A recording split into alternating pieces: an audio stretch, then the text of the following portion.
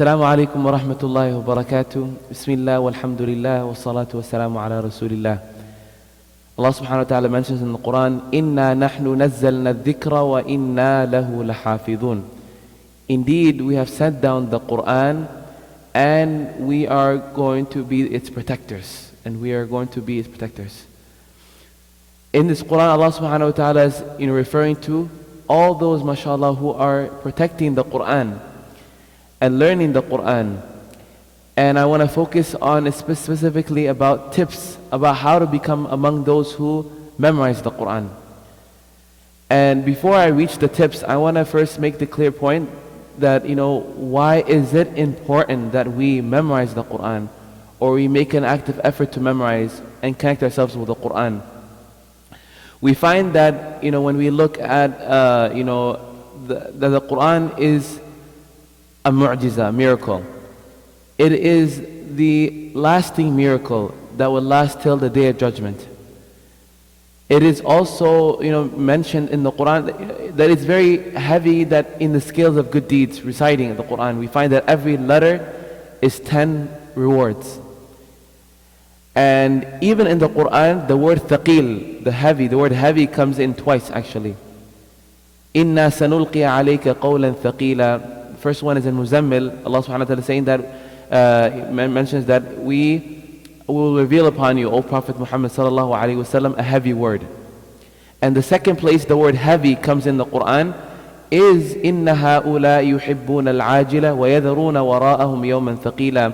Indeed, the disbelievers, they look forward for the immediate, but they leave behind them a heavy day.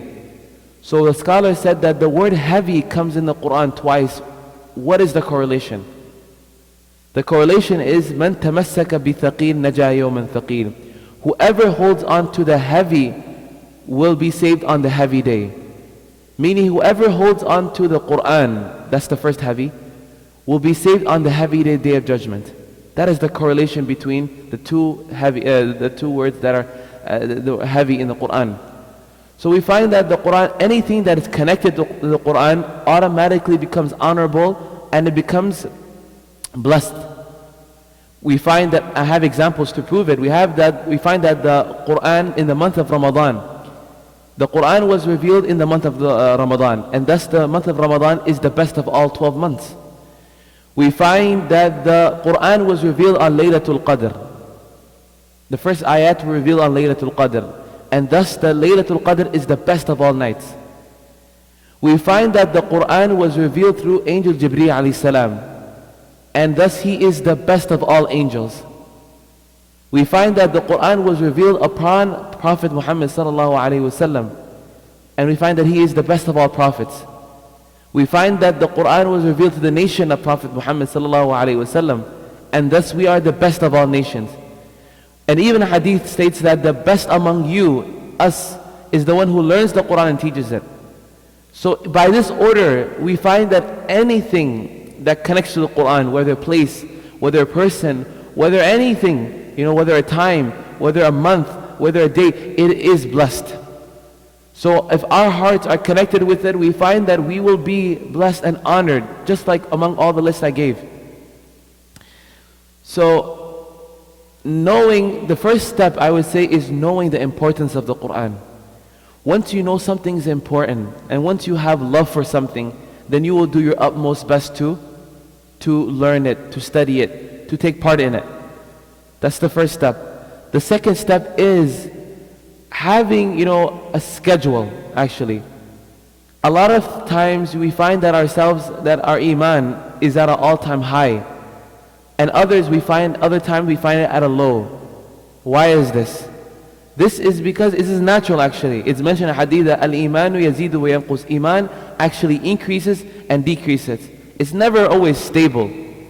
It's never always an all-time high. That we find that when we come to the masjid, it's at an all-time high. It's at high, and even especially in the month of Ramadan. But we find that high not in other months.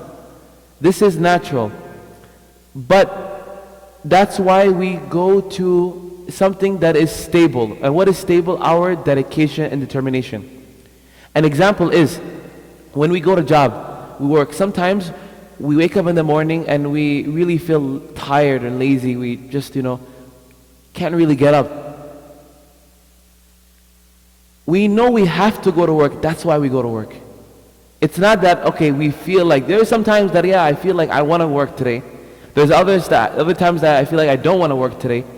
But that doesn't matter. My feelings don't matter. What matters is that set time that every day I'm going to clock in at 8. That's the job, no matter what. Likewise, we should use that same mentality when it comes to the Quran, that we set a time specifically in the day, that we say that no matter what, today, after Fajr, or every day after Fajr, for 30 minutes I'm going to recite the Quran. When it becomes part of your schedule, part of your habit, we find that there is then importance in it. Just like we find time, we set a time to eat, we set a time to work, we set a time for family, we should set time for ourselves. And this is ourselves meaning something that's going to save us in this dunya and the akhirah. Allah subhanahu wa ta'ala mentions, وَمَنْ جَاهَدَ فَإِنَّمَا يُجَاهِدُ لِنَفْسِهِ. Whoever strives for good, he has indeed strived for himself. He's saving himself in the day of judgment, and he is filling his life with blessings in this dunya. So nothing could be better than imagine reciting Bismillahir Rahmanir Rahim, Bismi, being 30 rewards itself. The ba being 10, the sin being 10, the meme being 10. Can you imagine reciting a page of the Quran? How much reward that will be? So that is the second advice I would like to give, is that make a set schedule. Don't be among those who just rely on their, rely on the feeling that they get that, okay, I want to read today. I want to read for 2 hours today. And tomorrow they don't find themselves reading again. But rather be among those who are dedicated in the sense that they have a set time for it. Once you do that, then you are showing importance to it. And actually, in reality, scientifically proven that anything you do for 40 days straight, anything, if you recite Quran 30 minutes, 40 days straight, it becomes part of your routine. And after 40 days, it becomes natural. So that is the second advice. And the third advice is that we make dua and we be sincere. And that is it is actually the most important advice. Because anything we do out of sincerity is not counted. We find that إِنَّمَا الْأَعْمَالُ بِالنِّيَّاتِ, every action is actually based off of its intention. I mentioned hadith.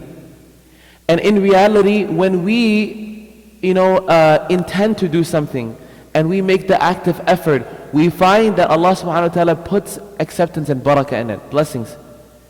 In reality, if we make that effort every day 30 minutes to memorize 1 ayah or 2 ayahs, and that we, maybe after 30, 40 years, memorize a few juz and don't complete, and we pass away, we find that Allah will raise us among those who are the memorizers of the Quran, because we are making active effort. Allah subhanahu wa ta'ala is the only being that looks at effort, actually, only effort. Not only effort, but is the only being that looks at effort. An example is that when we go to school, our teachers, when they look at our projects and they will look at whatever accomplishments we do, they look at the final grade. They don't look at how many hours you put in. They don't look at how much effort you're working, how many nights you spent. They just care about that exam that you did and you aced it, you failed it, you got a B or C, whatever. When you go to your job and you have a project for your work, they don't care if you put 30 extra hours. They just care about the end result, that okay, did he complete this given task? They're not going to think, okay, did this person stay up the whole night and really, did at one point did the project fail and he had to redo it again? They're not going to look at those efforts, and neither do they really care about those efforts. Rather, they care about the end result. But Allah subhanahu wa ta'ala looks at the effort. He looks at how much we are trying. He knows we try. And He will see that we try once we put that effort. And only then will we be among those who are the third category, sincere. So that's the third and most important advice I would say, is be sincere. Know that the Quran there's a lot of benefits in it. Know that this dunya, the Quran is literally, we can say, a manual for this dunya. When we order anything from Amazon, a machine, we find that it always comes with a manual. We find that everything we purchase has a manual to it.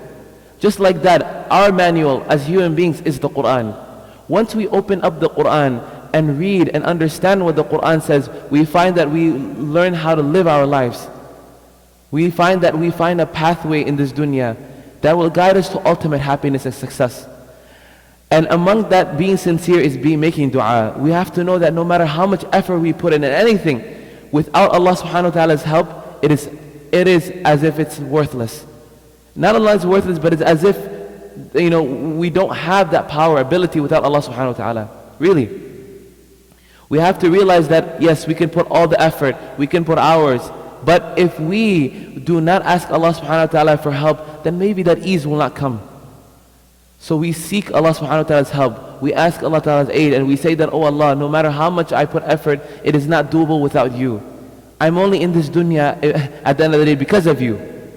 I'm only a Muslim today because I didn't make an agreement with you, oh Allah. I didn't say that, Allah, bring me in this dunya as a Muslim.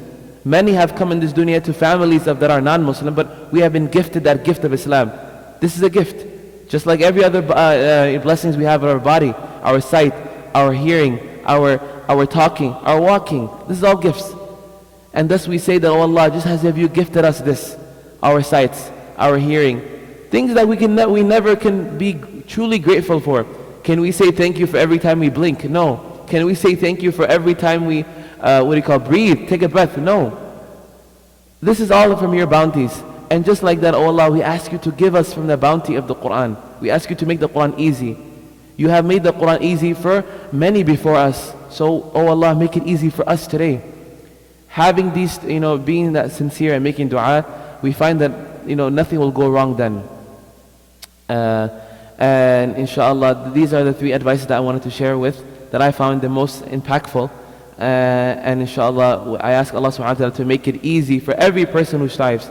Allah subhanahu wa ta'ala mentions, وَلَقَدْ يَسَّرْنَا الْقُرْآنَ لِلذِّكْرِ فَهَلْ مِن مُدَّكِرٍ. We have surely made, وَلَقَدْ, Allah subhanahu wa ta'ala is saying surely. He didn't say we have made the Quran easy. We have surely made the Quran easy. فَهَلْ مِن مُدَّكِرٍ. Is there anybody there who's going to remember it? Allah is asking. So we ask Allah subhanahu wa ta'ala to make us among those who strive to memorize the Quran, to learn its teachings, to study its meaning, to be among those who really, it is to many of us in this world a foreign language, Arabic.